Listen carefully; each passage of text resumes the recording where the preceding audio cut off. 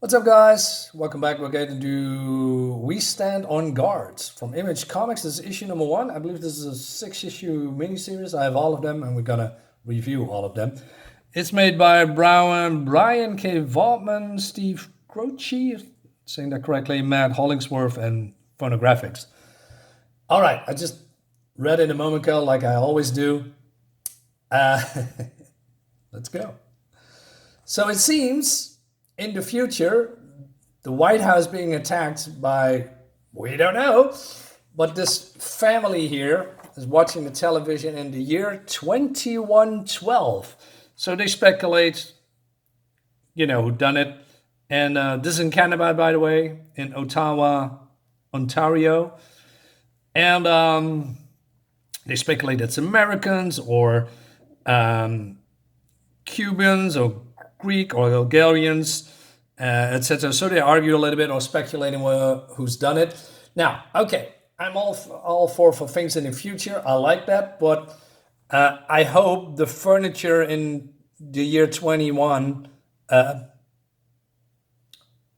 22nd century, is that how you say? Because now we're living in the 21st, is looking a little bit better than this IKEA furniture, which looks like our furniture's, and it looks weird. And also, I hope the clothing department, selling different clothes than, I don't know, woodcutter Bill here with this wood chopping blouse thing. You know what I mean? Come on. Anyway, so this young boy says, what if it was us? Like Canadians. And so the mother says, she didn't like that at all. And she says, don't even joke about that. I could lose my security clearance if people heard you spouting that kind of nonsense. But I'm serious. We burned down the White House before once, right? We did? Says the little girl. Yeah, like 300 years ago. That was a myth, Tommy. Canada wasn't even a country back then. It was the British who torched Washington. All right. For trying to steal this land. Why would the U.S. try to steal our land? The hell? What happened to my feeds? Well, so she's pushing this button here, and then I don't know, can see television with that. That would be cool. But then something happens. So this guy looks outside, and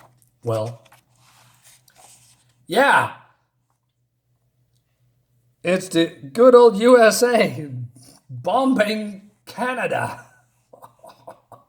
It's great. Wow, I mean, devastation. Oh man, look at that. And the art looks really, really good. Visceral too.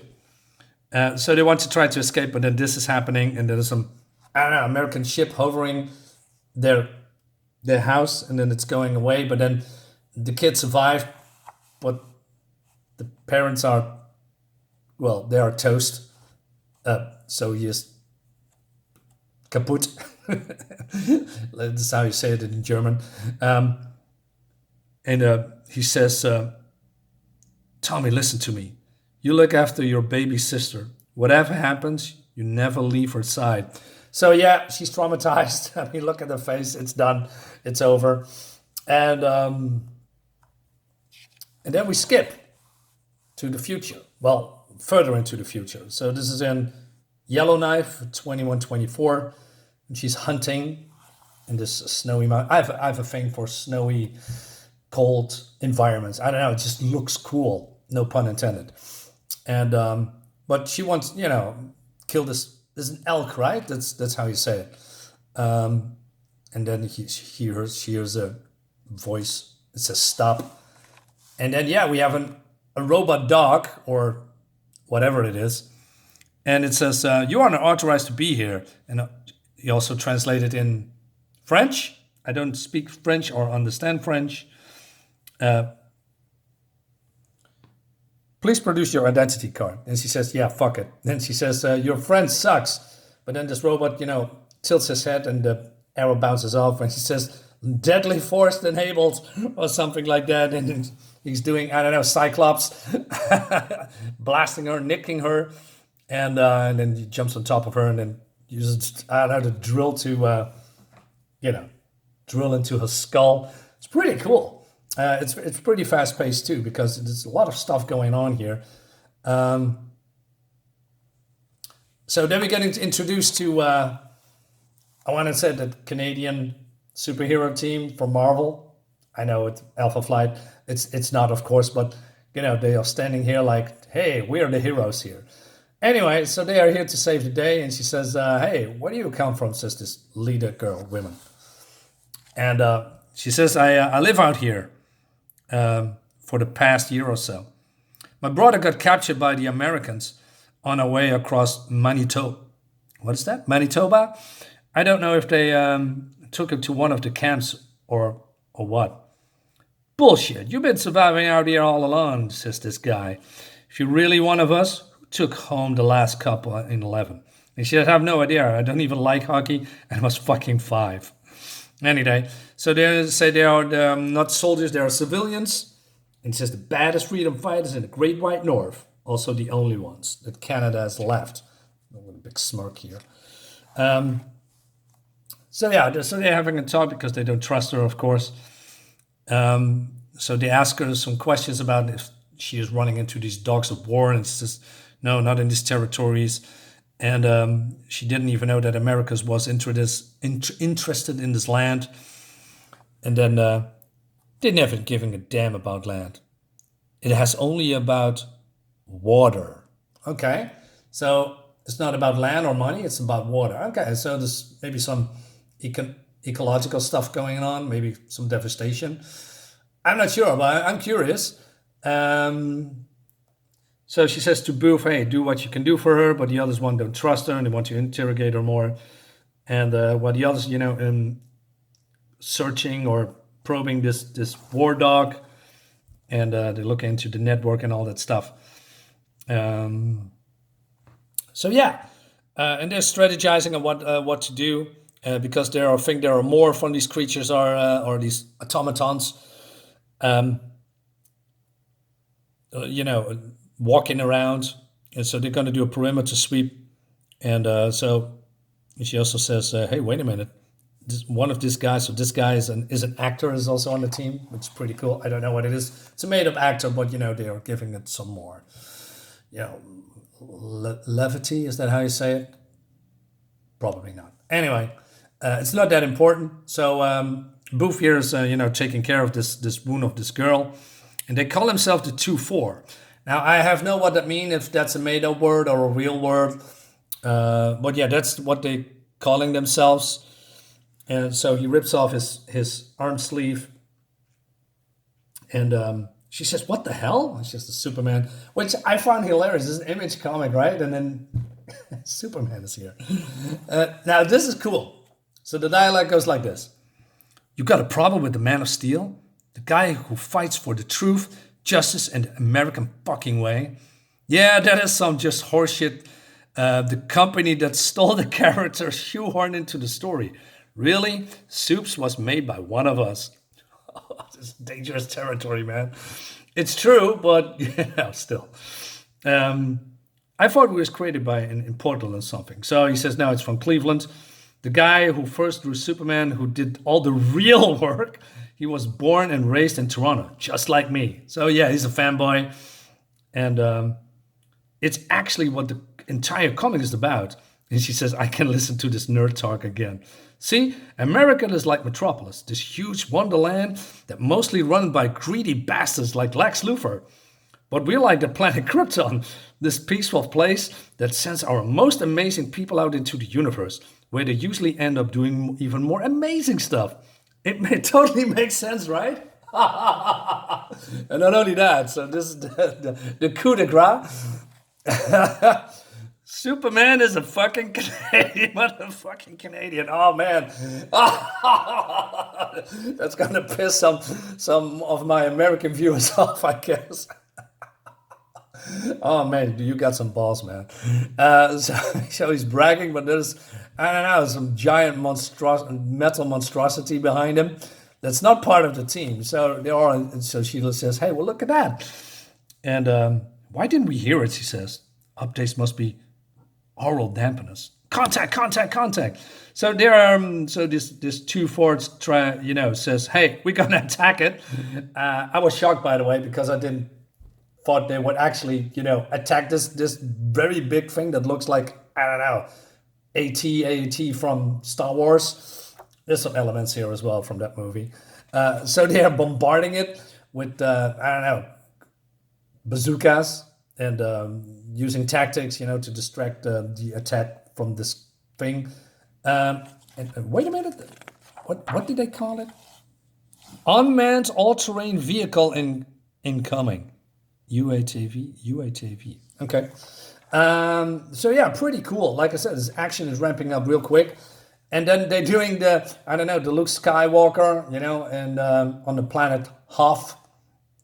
So they're using their grappling hooks and then, blasting their legs with glue, I guess.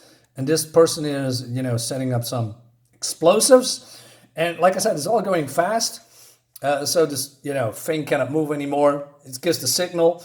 One of them, shoots then the thing, and these just jump just in time away before they get hit by the blast. And look at this, man. This looks really, really, really awesome. And then this thing is toppling down. I love the smoke effect, by the way.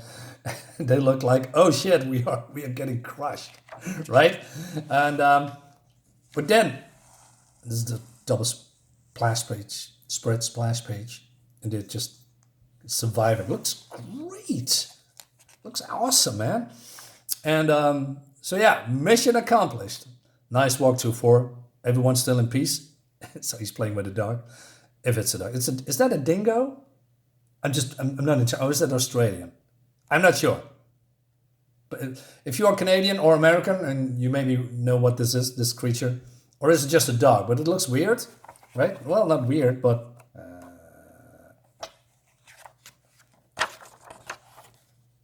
is this a dog? Looks different. I don't know. Anyway, so everybody's happy and says the brain is intact. So they want to open up the brain and etc. But then it all takes too long. So Booth is going to shoot it and says, and then make some jokes here. And it's just Booth just shot my machine. I also save us a crap load of time. But then this thing opens up and oh no, it wasn't a man at all. And he shoots Booth and this part of his neck exploding. Oh my God. This comic is full of shock moments, right? Jesus. Art looks, like I said, phenomenal. It's really good. Poor Booth. So, yeah, he's a goner, and oh man, what the fuck? When are these things made? I don't know. The specs was we still said they're all supposed to be autonomous. Christ, I'm sorry, he's dead. All right. Oh man. So suddenly this American guy says, so this little girl says, so is this asshole? No, please, I surrender. You what? I was just defending myself in theater of war, but now I surrender. All right, the London Convention says you have to. Fuck your conventions. You're no soldier. You're a 2-bit home invader who broke into the wrong fucking house. Kwabani, you can't just execute an unarmed man. I was right. What? We can shoot this guy. Because she has to. Uh-oh. Oh my God. So she is getting the job to do it because she's not part of the team. And she needs to prove herself. And he says, Chief, maybe Dunn was right. The girl just happens to show up right before our first enemy contact in weeks. She has to prove she isn't a spy. Or worse, a collaborator. So these two got into an argument. And, they talk about interrogating, because of intel. And she says, well, Georgia has work. She should be one of us. We already got blood on our hands. So why make? And then you see this, sound. And yep, she did it. Without hesitation, a bullet between the eyes. Bye-bye.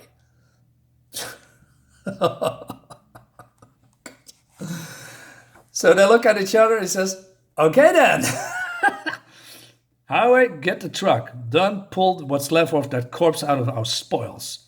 I'll take care of Booth. What about me? She says. Well, welcome to the 2-4. And we end with this beautiful looking page. Man, this goes from 1 to 10 in one issue. This is really fun. This is really cool. I like this a lot. You know, it has great art, sharp writing, fast-paced action, and some cool twists. And it has a lot of some shocking moments that I didn't see coming at all. You know, people dying left and right here, right? So yeah, we're gonna continue with this series pretty soon. So guys, let me know what you think about this. Yeah, see you next time. Bye bye.